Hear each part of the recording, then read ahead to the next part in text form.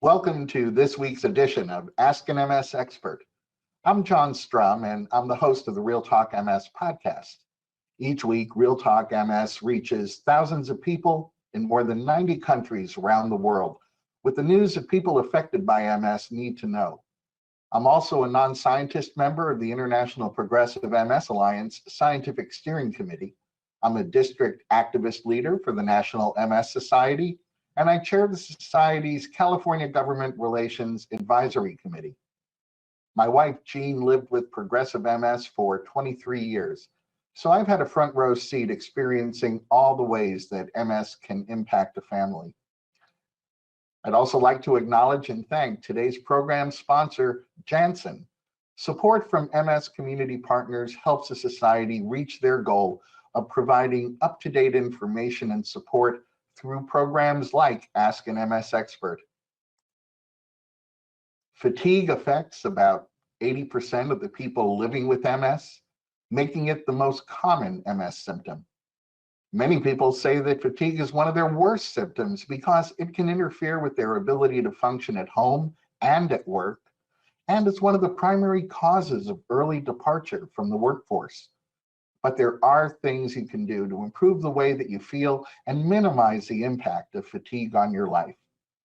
To help us better understand MS-related fatigue and share strategies for assessing and managing fatigue, we're talking with two experts today. Dr. Bardia Nourbakhsh is an assistant professor of neurology at Johns Hopkins University School of Medicine. His current research interest is focused on identifying new pathophysiologic mechanisms and therapeutic targets for multiple sclerosis fatigue.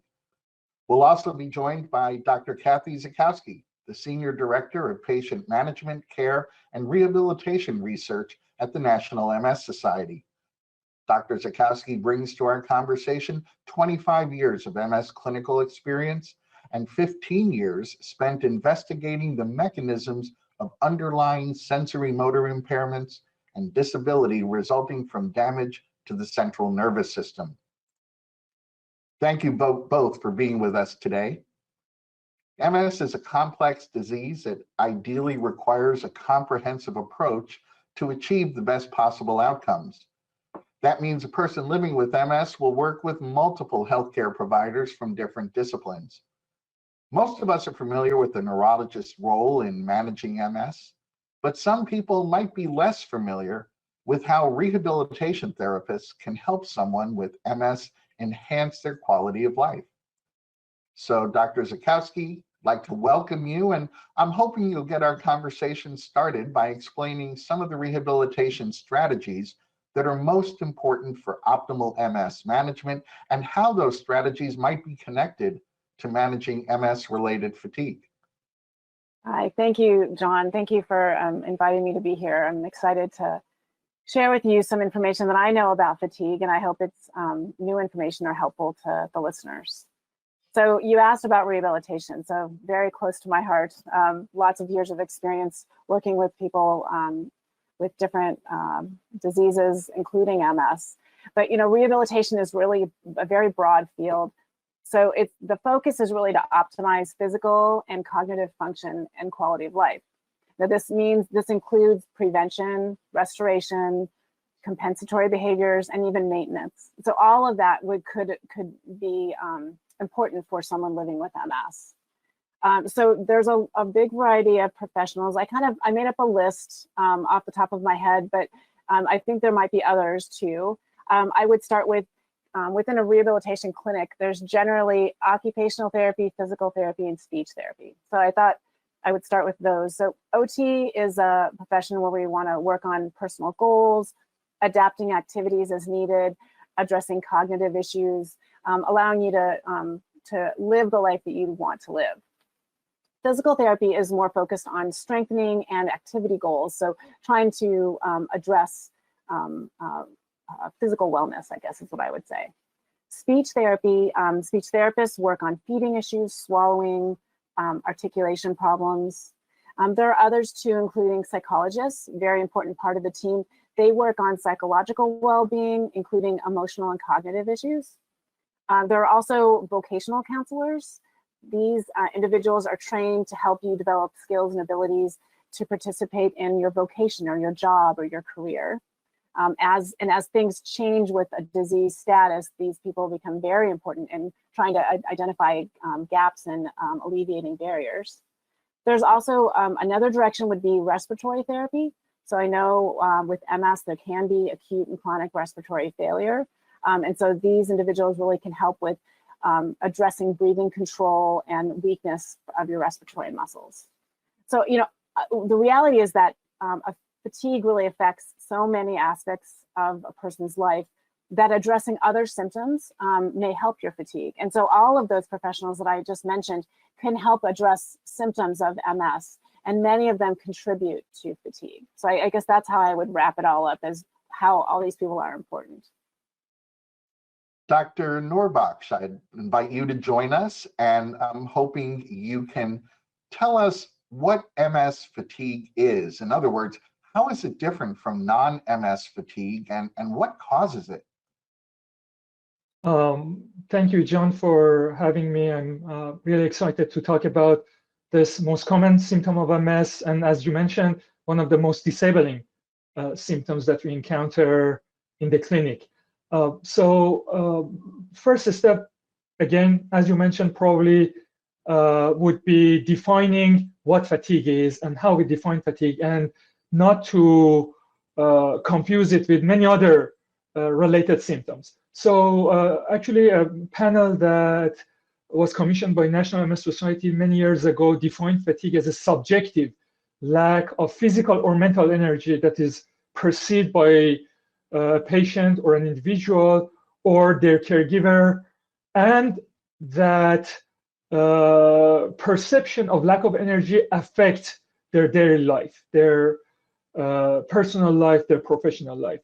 So unfortunately, it's not very different from regular normal fatigue that healthy persons feel during their day. However, there are a few characteristics specific for MS fatigue. So it's more severe.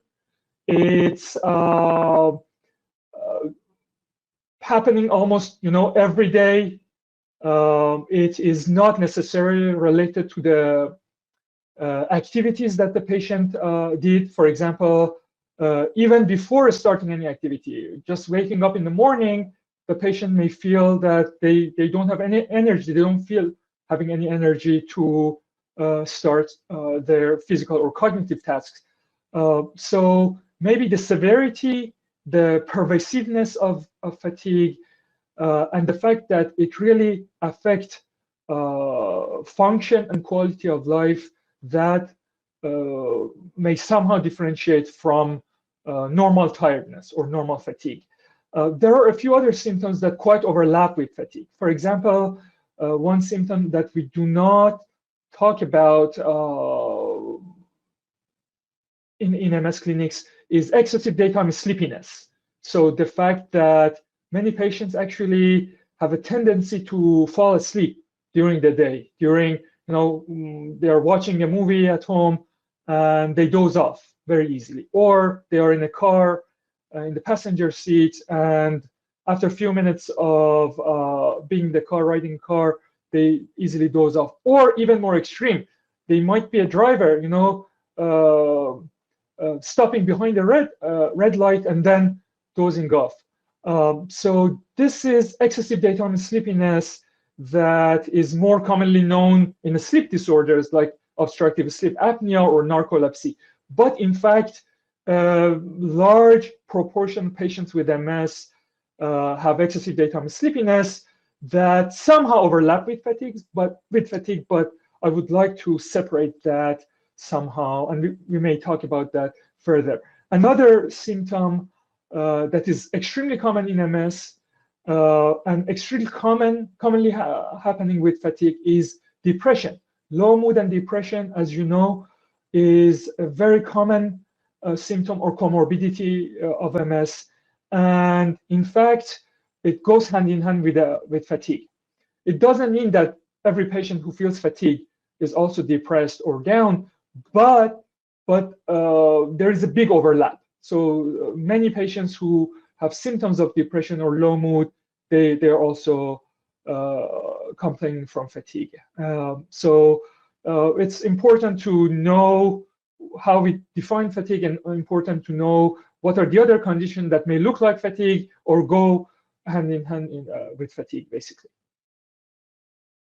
Anne-Marie wrote to us and said she was diagnosed with MS 6 years ago, and she's been lucky, experiencing very few problems from her MS. She's now 34 years old, and she's maintaining what sounds like a very busy household with 2 children, the youngest of whom is 2 years old, a husband, and a dog. Since the time of her diagnosis, Anne-Marie's life has moved along pretty smoothly, she says, except now she's feeling exhausted. She says she's getting tired so quickly and can't seem to bounce back the way she used to. Anne-Marie wants to know if her exhaustion could be related to her multiple sclerosis or perhaps something else. So, Dr. Zackowski, where would you start in assessing Anne-Marie's fatigue?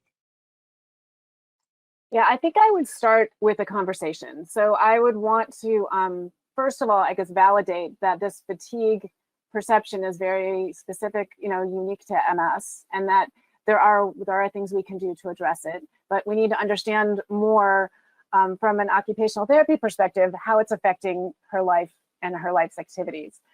So I would impress upon her some of the information that Dr. Nourbakhsh just explained, that depression or depressed mood and fatigue are very closely related, that anxiety and fatigue are closely related, and that even just our thoughts and beliefs about fatigue can affect how our fatigue.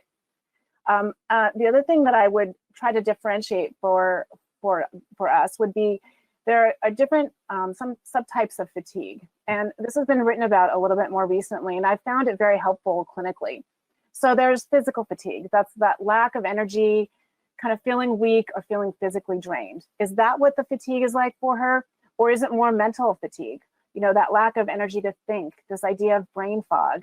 My brain kind of wants to shut down kind of feeling. Or is it kind of a social emotional fatigue where you're kind of feeling emotionally overwhelmed, or people describe it as empty or burned out or just defeated. So if we can address where the fatigue might be coming from, then maybe we can direct interventions towards that area. There are assessments that are specific to fatigue. They're primarily what we call patient-reported outcomes. So they're questions we would ask people, and these questions have been, I guess, vetted and found to be really related to fatigue. And there's 2 assessments I thought I would mention.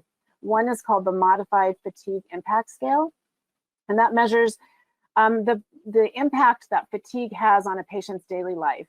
And it's divided into 3 different areas, physical, cognitive, and psychosocial subscales. Kind of getting at what I was explaining before, that there's these 3 different areas that fatigue might be affecting differently in each person. Another assessment that's commonly used is the fatigue severity scale. This one's often used as a screening tool. It's a little bit more brief, but it will identify common features of fatigue in MS.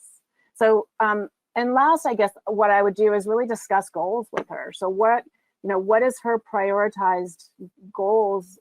What would she like to get out of this? What is the biggest problem with her fatigue in her life? And so in that way, as an OT, I can try to address my interventions to fixing or addressing those specific goals.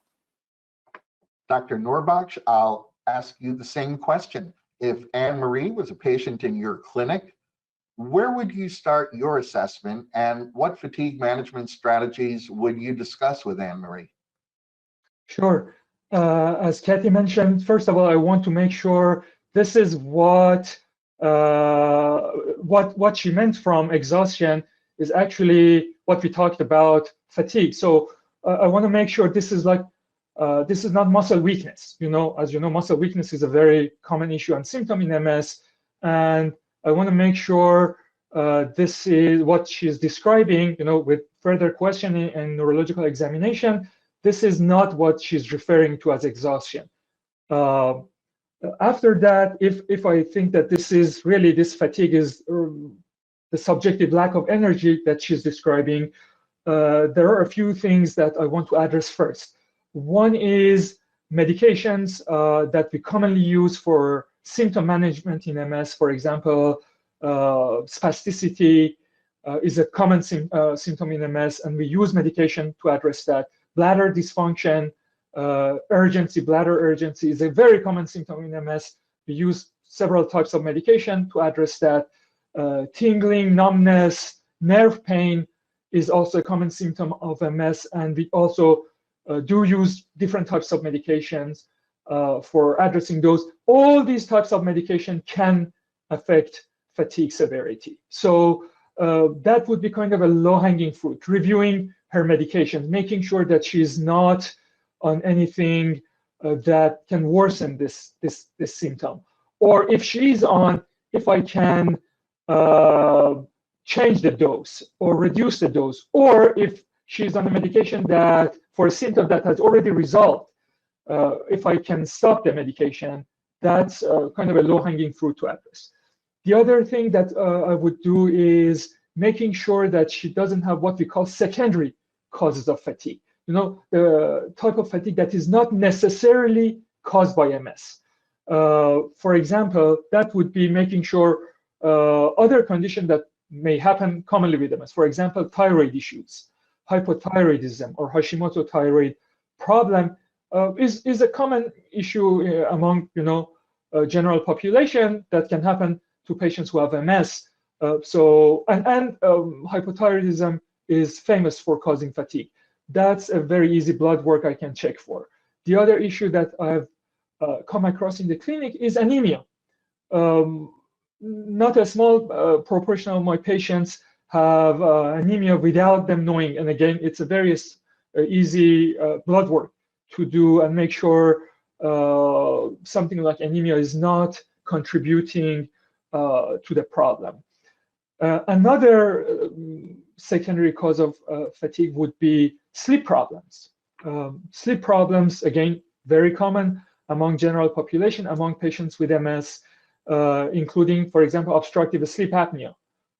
It's a underdiagnosed condition in the population. I would like to screen patients with a few questions, and even perhaps even send her for sleep study if I think that that might be an issue, or other issues that can disrupt the sleep. For example, again, going back to the bladder problems that are common in MS, and if a patient has bladder problem, waking her up multiple times during the night and disrupts her sleep, so that that can affect the quality of sleep, that can affect her energy level in the morning. So those are basically low-hanging fruits, making sure they are addressed before getting to the primary MS fatigue, the fatigue that is kind of inherent to MS. Well, following up on what you just had to say, Doctor, we've also heard from Yvonne, who wants to know about the impact sleep can have on fatigue, and more importantly, what type of healthcare professional should she see to assess those sleep habits? Dr. Zackowski, I'd like to ask you to weigh in on the role that poor sleep quality can play in MS fatigue, and which healthcare professional or professionals would be best suited to help Yvonne assess her sleep habits.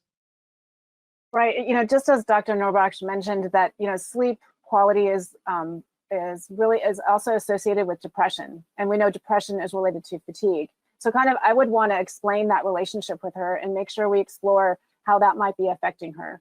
The other thing that I think might be important would be to talk about basic sleep etiquette issues, things that don't seem like rocket science but could have a big impact. So the idea of no caffeine in the afternoon, for example, or not limiting use of devices when you're in bed, or and just understanding how alcohol can affect sleep, that kind of thing. In terms of professionals, I think definitely mentioning this to your neurologist would be very important. Also, I think occupational therapists and psychologists could address issues with sleep using interventions like mindfulness or relaxation techniques. These are things that would require at least an evaluation with someone, but could be done at home and at times when you're getting ready or wanting to go to sleep. so in this way, it could affect your sleep quality. Jackie wrote to us and asked if it's possible her disease-modifying therapy is causing her fatigue. Dr. Nourbakhsh, you mentioned that some medications that are used to manage other MS symptoms can cause fatigue.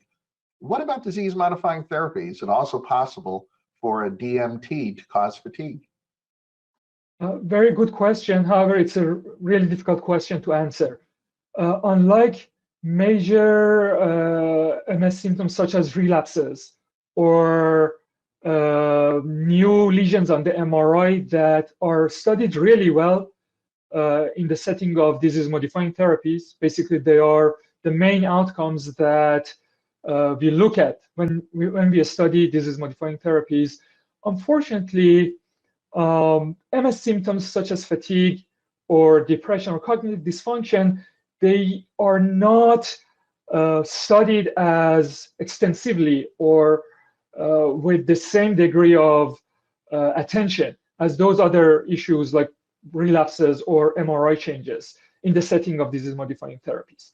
So our knowledge about the effect of disease-modifying therapies on fatigue is not extensive, and mostly lower quality studies. You know, the highest quality of studies for medications are called randomized controlled trials. On the other hand, lower quality studies called observational studies that we cannot rely on the results as good as randomized controlled trials, but those studies are the ones which have looked at the effect of disease-modifying therapies on symptoms such as fatigue. So, and the results are conflicting. So there are some disease-modifying therapies, some observational studies mentioned that may actually improve fatigue in MS. For example, natalizumab or Tysabri. There are several observational studies. Again, as I said, we have to take those results with a grain of salt. They mentioned natalizumab or Tysabri may improve fatigue in patients with MS. Some other observational studies mentioned that some other disease-modifying therapies, such as interferons, may in fact worsen fatigue. Again, as I said, because we do not have high-quality randomized controlled trials in those regards, I cannot tell you with high degree of certainty how DMTs affect fatigue. But I think mostly medications that we use for other symptoms, they are more likely to affect fatigue. For example, medication that we use for treatment of bladder dysfunction, for nerve pain, or for spasticity, they seem to have a more pronounced effect on fatigue rather than the DMTs. Let's talk about how MS fatigue can be managed. Dr. Nourbakhsh, thinking back to Anne-Marie's question, or just thinking about fatigue management in general, how is MS-related fatigue treated? Very good. So very difficult question to answer, again, because the amount of studies that have been done and the quality of studies that have been done and that are being done for disease-modifying therapy is usually at another level as compared to the studies that we have for treatment of MS symptoms. So basically, the evidence for any type of treatment of symptoms such as fatigue, the quality of evidence is not as high as what we have for disease-modifying therapy. But again, we have to work with what we have available. So again, first step, after we talked about ruling out secondary causes of fatigue, medications, depression, sleep problems, anemia, and thyroid problem, and we address all those things, or we rule out all those issues, we think that what the patient is describing is the primary MS fatigue. So there is no other cause, or all other causes are addressed. What to do with this situation? So there are a few modalities of treatment that we have been using in clinic for the primary MS fatigue. And I start with what has the strongest evidence for helping fatigue. And those are, one, Number one, exercise. So we will talk more, hopefully later, that it may sound counterintuitive that we are talking about lack of energy to do physical activity, and now we're asking patients to exercise for treatment of fatigue. It sounds counterintuitive, but there are many studies, in fact, have been done in this condition, and they all almost invariably, recently I reviewed several of them, have shown that different types of exercise, aerobic exercise, stretching, strengthening exercise can in fact improve fatigue. Okay, so that's perhaps again a low-hanging fruit, something that we really have evidence for it working, and it has many other benefits aside from fatigue. Okay, so even we think it may have beneficial effects on cognition, beneficial effects on disability even in MS. So that would be number one recommendation. Again, we will talk about the caveats and the issues. The second modality that has a lot of evidence supporting its anti-fatigue effect is cognitive behavioral therapy. This is some sort of therapy, psychotherapy, that can be administered by our psychology colleagues, our rehabilitation colleagues. There are even apparently online cognitive behavioral therapy modules available, and that's usually administered, as I said, by our rehabilitation colleagues, and multiple studies, including a study that reviews all other studies we call meta-analysis. They have shown that cognitive behavioral therapy has a positive role in management of fatigue in MS. Last, and actually the least perhaps, are medications. So as a neurologist, probably the easiest thing for me is prescribing medications. You know, writing a prescription is the easiest thing that I can do, but I have to really look at the evidence, whether this medication that I prescribe, do they really work, and if their side effects, if their adverse events outweigh their benefits or not.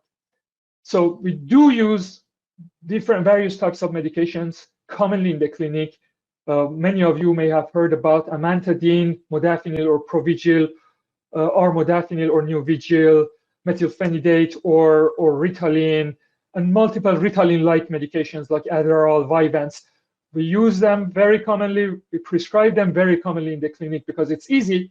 However, if you look at the literature, if you look at the studies that have been done, the results have been very conflicting. Most of them actually negative about whether these medications work or not.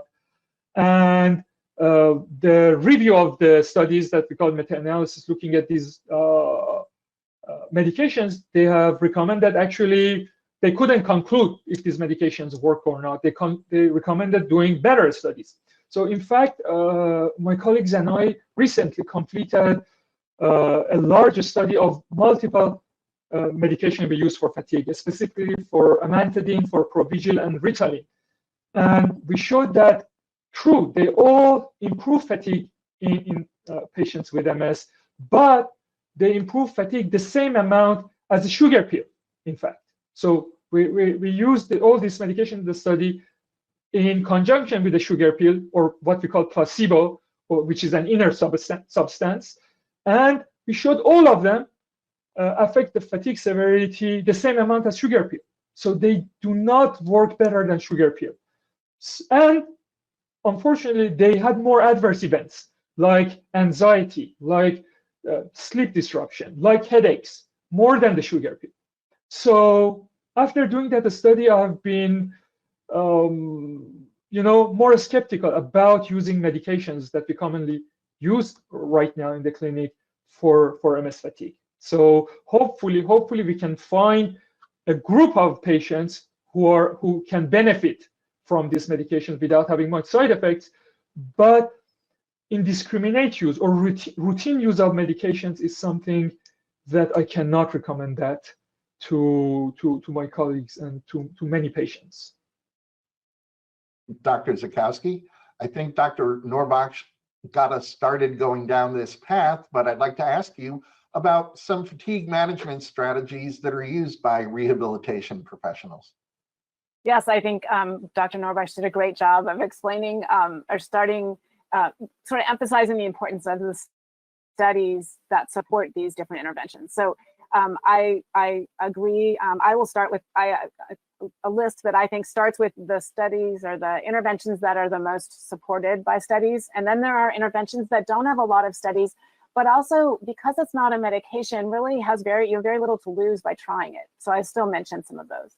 So exercise, I guess my policy has been, some exercise is better than nothing. You do want to limit overheating, and you could explore the use of cooling garments to address that. You could, I know, the idea is someone says they're fatigued, and my response is, well, why don't you exercise? It sounds counterintuitive, right? But there are ways to exercise differently that might be more useful. Things like reducing the energy costs of walking. So maybe you can do exercise that doesn't include walking, or you can do walking, you can walk as exercise, but use a cane or use a walker just for the exercise portion, just so that you can increase your heart rate, but you're not putting yourself at risk of falls, and you're not inducing more fatigue. Another type of exercise that I think is worth mentioning is studies that are looking at intermittent training. So training where you do higher intensity for very short periods of time, like 1 minute or 2 minutes. And then you have a break right after that. And so that might be another way that someone who is very fatigued and is struggling to exercise because of that might be able to exert the benefits of exercise. I also agree that cognitive behavioral therapy is really, really very important. And this, just to give a little caveat about it, it really teaches people how to recognize and change negative thinking that may contribute to fatigue and disability. There are new studies looking at the importance of maladaptive thoughts, which are, from my understanding, those thoughts that are kind of catastrophizing or excessive worry. Those can really affect your fatigue. I think that goes into the box of sort of that emotional fatigue that I mentioned earlier. And so cognitive behavioral therapy can really address that. And there are several good studies showing benefits from cognitive behavioral therapy. These studies are very expensive and hard to do and really track over a long period of time. So I guess I want to put the caveat in that we are studying this, but we're still a long way from knowing the ideal intervention. And other interventions that I don't want to forget, because I think they're relevant and something people can try at home, would be something called self-management. So there are some new studies out that show that we can learn skills to monitor and tailor how we deal with fatigue in our life. For example, you can keep a fatigue diary. So you write down what activities specifically as you go through your day really affect your fatigue. Because it turns out for myself even, I can't remember many things that happened even yesterday. So keeping a diary can help us track a little bit more carefully where fatigue is really affecting us. Other things that are part of the self-management strategy are priority identification, or just basically goal setting. What am I not doing because of my fatigue that I really want to be able to do? A third part of self-management that I think is really interesting is called role playing. And so we've heard of this, right? But the idea is we need to learn how to ask for help or assistance. We need to learn how to reduce our barriers, and that may affect our fatigue. And so role playing to know how to do that in situations that might help you is all part of this self-management strategy.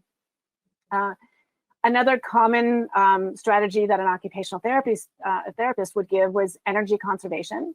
So this is based on the idea that we all have kind of a certain amount of energy each day. You might picture a glass full of water, and there's lots of ways to drink the water. You could just down it in one gulp, right? Which would be maybe similar to doing all of your activity at once in a day. Or you could take little sips, or you could take a little bit at each meal. And so maybe fatigue management deals with this idea that, or energy conservation deals with this idea that we know we all have a certain amount of energy, and we can choose how we spend that each day with little things like sitting while you're doing activities that you might have done before standing. Now you can do them sitting, and so you're using less energy. Planning rests within your day, organizing your workspace, even your desk workspace. You know, we all are in this virtual world right now, right? So just addressing how tall your desk is compared to your chair, and how your computer fits on there, and how this might affect your energy. So we know that if you hold your shoulders up like this while you're on your computer, this is much more energy consuming than if you have your shoulders relaxed. So again, I feel like rehabilitation is really just this science of common sense, but we're trying to use science to really validate the specific elements that are critical. And in fatigue, this has really been, we've gone, you know, there are lots of studies looking at different interventions. The last couple that I want to mention are muscle relaxation techniques that I think are really helpful to address fatigue and address sleep quality as well. Meditation and breathing techniques. And all of these can be done at home. There are professionals that can help to learn strategies of how to do this, or you can even follow, there are YouTube videos that can teach you basic ideas on how to address, how to do muscle relaxation, for example. So I guess my message really is rehabilitation for fatigue has got to be optimized to each person. So we really, all of these, I wouldn't recommend using all of these strategies, but identifying one and trying it and seeing if that helps. And then if that doesn't help, maybe you can move to another. We've heard from Tammy, who said that she has made the lifestyle changes that her doctor recommended to help with her fatigue. And Tammy's also on medication for fatigue. Now, both the lifestyle changes and the medication have helped, but not very much. Tammy's wondering whether seeing an occupational therapist or a physical therapist might be her next step, and which one would be best to see. So, Dr. Zackowski, when should someone see an occupational therapist or a physical therapist for their fatigue, and which one do they see? That's a really good question. I think, you know, seeing a rehabilitation professional, I guess my biggest motivation to recommend this to someone is that an OT and a PT are trained to evaluate and look for really subtle changes or differences that you might not notice yourself, or you just need an outside person to observe as you're doing activities. So an occupational therapist would really help teach you how to adapt activities so that you can enjoy the high priority activities you want to do. An occupational therapist can evaluate your home, either by visiting your home and looking for barriers or issues that might be affecting your fatigue, or even virtually, if you can share pictures of how your home is set up. As I was mentioning with the computer and desk setup, the same thing goes for how your bed is set up and how your bathroom is set up and how your kitchen is set up. Also, an occupational therapist can evaluate and suggest tools or devices that might be helpful to you at home or at your job, or wherever the fatigue is really affecting you most. Now, physical therapists, OTs and PTs work together quite a bit, but they have very distinct degrees. So physical therapists really will help you learn if there are biomechanical challenges that you have, or the form of the way you're moving might be contributing to your fatigue. They can help you with your mobility. So they can evaluate your mobility and recommend tools or devices that might help you walk in a way that's less energy consuming. And they also can recommend an exercise program that might really fit with your particular abilities. So I think seeing a rehabilitation professional has a lot of benefits. It might be that you just see them for an evaluation and then you can fulfill more at home. But I really recommend seeing one if especially if you're at your wit's end of what else can I do. I think there are some very important interventions that OTs or PTs can offer. Dr. Nourbakhsh, you pointed out that medications to manage MS-related fatigue may not, in fact, deliver much benefit. What considerations should someone keep in mind when weighing the benefits and risks of adding one of these medications to their regimen? Thank you so much for this question. As I mentioned before, and you summarized it really, really well, as opposed to interventions such as exercise and cognitive behavioral therapy that we do have studies showing they benefit patients with MS and fatigue. Unfortunately, medications that we currently use do not seem to provide much benefit, and they may actually cause adverse events that are bothersome, such as I said, anxiety, headache, even high blood pressure can happen with medication that we commonly use without providing much benefit. So the consideration of benefits and risks, which is basically perhaps number one consideration in medicine, that applies here. If we know we do not have something that is that can work consistently and may cause some side effects, I generally tend to think twice before using that medication. Having said that, in the literature, there are reports of, again, not very high quality studies I'm talking here, but when we are looking at using something, we have to consider the downside. Things that may not have much downside. For example, vitamin B12. You know, there have been very low quality studies looking at B12 in different conditions and proposing that it may increase energy and improve fatigue. Would I hesitate prescribing that or recommending that? Not really, because there is no known side effect associated with moderate use of a supplement like B12. Or there is another supplement much more widely recognized in the MS community, and that's vitamin D. Vitamin D that we usually take, everyone with MS, almost everyone with MS, we usually recommend to take for possible even disease-modifying benefits.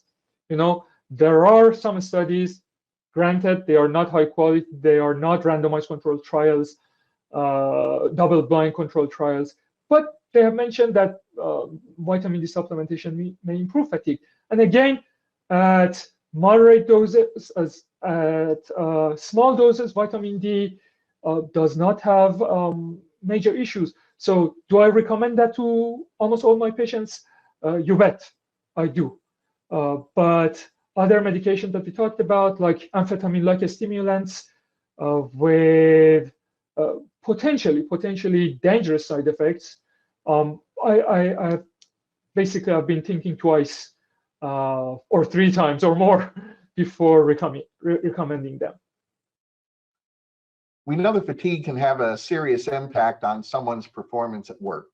We've heard from Jonathan, who said it's been about a year since he had a bad exacerbation, which left him weaker in his legs and more easily fatigued. He's tripping a lot and getting very tired every afternoon. Jonathan's tried to maintain an active lifestyle, but things seem to be getting worse, not better. And now his boss has pointed out that his performance seems to decline in the afternoons. And Jonathan's really concerned about his job. Dr. Zackowski, Jonathan has a lot going on. Where would you start with your assessment? I would again start with a conversation asking about priority areas, and we would write them down and try to really figure out which ones are the most important to him. I would recommend that he has his mobility evaluated. There are ways to decrease how much energy it takes to walk, and we don't want to waste the energy that you have. If you can use a device like a cane, for example, or a walker at certain times, even in the day, just when you're doing a lot of walking at work, for example, that might be something in the short term that can be done. I would ask about sleep. What is your sleep quality like? How much sleep are you getting? Are you feeling emotionally drained? Is there, how much anxiety is the work problems? How much anxiety is that causing you? I would really make an effort to evaluate his physical work environment. Are there possibilities to sit down where you're working? Are there ways to modify the tasks you do each day? Can we address, maybe we need to prioritize the type of work that you do, so the harder cognitive tasks are done earlier in the day and you kind of reserve the simpler tasks for later in the day when you know your fatigue is affecting you more. I think my evaluation would really focus on what can we do now in the short term to address this, because it's kind of like a vicious circle, right? So you are fatigued, and every day that fatigue meets you at the door, and it never seems to get any better. And so then you start anticipating that. And so now you're anticipating that you're going to be very fatigued, and it's just very draining. So if we can address some little things in the short term, maybe we can stop some of that negative thinking and then plan for bigger long-term changes. Like behavior changes really take time to learn and be able to address. And so I think that's how I would address things, and sort of focusing on short-term and long-term. Dr. Nourbakhsh, Jonathan hasn't recovered completely from the relapse he had a year ago. Can fatigue be a symptom of a relapse?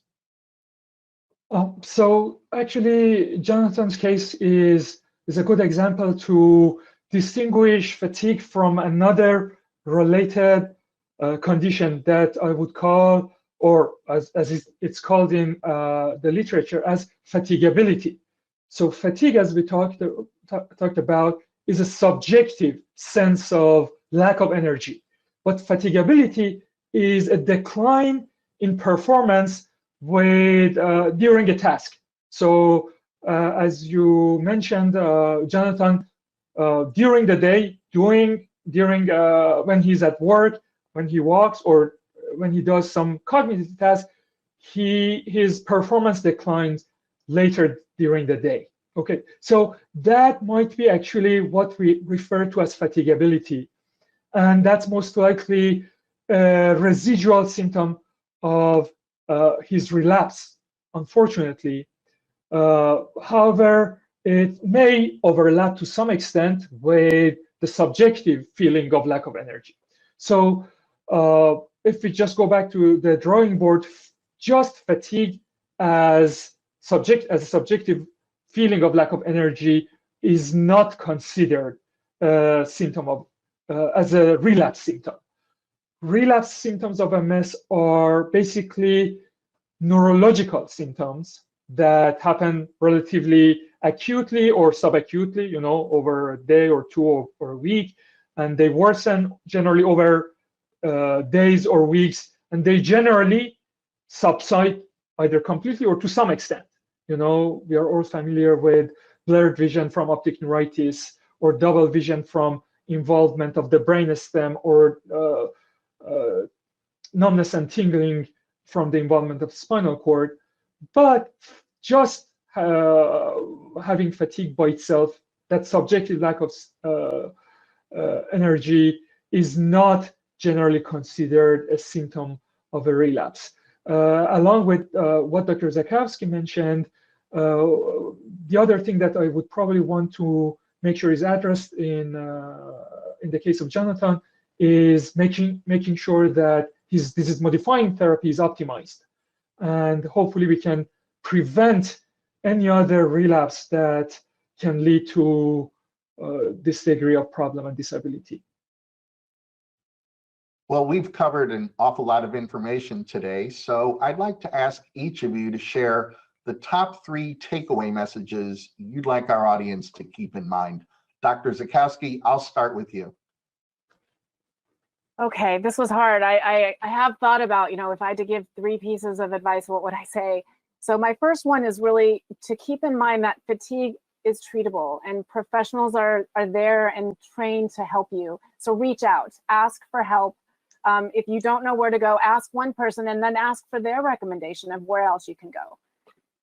My second is to sit down and prioritize how you think fatigue is most affecting you. What activity is the biggest limitation? Is it physical fatigue? Is it mental fatigue or cognitive fatigue? Or is it the emotional fatigue that really gets to you? And are there moderators that you can address right now related to those, like sleep or motivation or medications? That's all in my second one. So sit down and prioritize how fatigue is affecting you. And my third is, I really encourage you to learn about one of the interventions that we mentioned. So meditation or deep breathing exercises or mindfulness-based practices, learn about them and then see if you can try them and see if some new intervention might be the important element. I think that when someone tells me that they've been stretching, I've been stretching, Kathy, and it's not made any difference, it often turns out that they're just not doing the right stretch to get to the problem that they have. So that's a sort of a muscle analogy, but same with fatigue. It might be that you just haven't tried the right intervention for you. And so keep looking, because I think there are a lot of opportunities. Dr. Nourbakhsh, what are your 3 top takeaways? Sure. So my number one is actually what Dr. Zackowski already mentioned. Ask your healthcare professional. It's very interesting, just trying to address the symptom of fatigue. It's been shown that just the mere fact of discussing it, measuring it, addressing it, it can improve fatigue. It's very interesting. We saw that in our study, that just the patient coming to discuss the fatigue and the possibility of participating, even before starting any intervention, the second time we measured fatigue, the severity had reduced, not a whole lot, but was better than the first time. So just the mere fact of asking and addressing the symptom is important. The second point is, again, making sure there is no secondary cause that is easily addressable. Medications that we talked about, other issues that come with MS, like bladder dysfunction, and other health conditions like anemia, hypothyroidism, diabetes. These other things that can more easily be addressed. I cannot overemphasize how their treatment can help with the patient. And the third number is, I can't overemphasize the importance of research. We talked about there is no way, we do not have a crystal ball to find out a cure or a treatment for MS or MS symptoms. It's impossible to find treatments, it's impossible to find cures without the participation of patients with MS. And I cannot thank enough patients who participated in our research trial and our trials, in our studies. So please ask your neurologist, please ask your rehabilitation specialist if they know any research studies addressing fatigue, and advocate for that. And without your participation, without your advocacy, there is no way that we would know and understand more about this very common and this very disabling symptom of MS.